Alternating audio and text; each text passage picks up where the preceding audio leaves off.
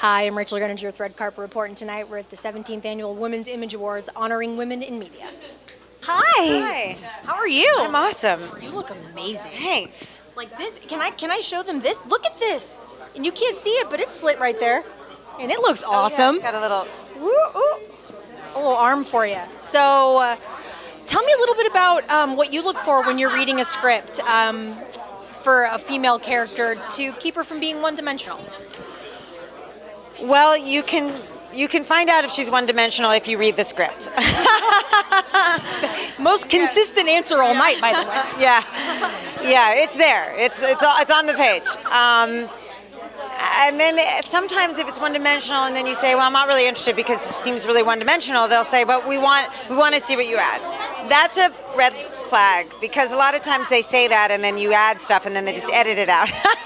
So Interesting. But really know who you're working with, and just especially with television, because if you're looking at a series regular role, that's 6 years of your life if it's successful.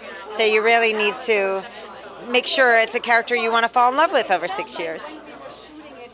When you've played iconically a lot of really strong women roles, and you're playing a very strong woman role now.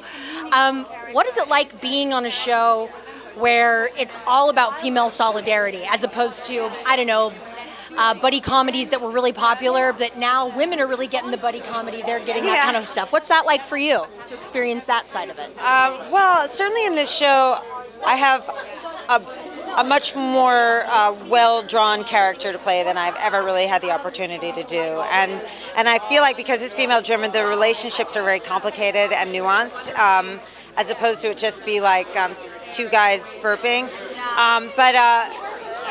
Nothing wrong with that. It's a thing. Just not our jam. So that's really fun for all of us. And I think I work with some really talented women, and so they're all giving it, and that makes it even more fun. So I am a divorcee. Do you have any great advice for young divorced women like myself?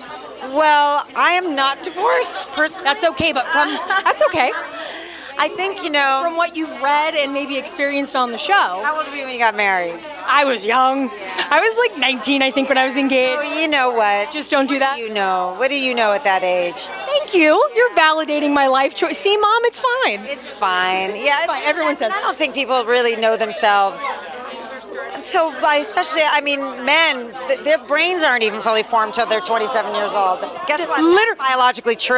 And even then, it's still not. It's new at that point. Then they have to start. They're like, this is great. Where's this new territory at? 27, they're like, wait a minute, there's a consequence to my actions? My ex just texted me, yes, there is a consequence to your action. Yeah, so I think it just takes a while. And I think people are very lucky when they get together very young and they manage to stay together. That's an incredibly fortunate thing to experience. For me, I met my husband in my 40s, and I think the longer you know each other, the more you know what you need. I love that. The more you know yourself, the more you know what you need. Truthfully, because you're gonna meet your own needs, and you're not gonna try to supplement with someone else. No, and you're gonna understand what someone else would mean to you and what it won't, and that just takes a long time to figure out. And who cares? True.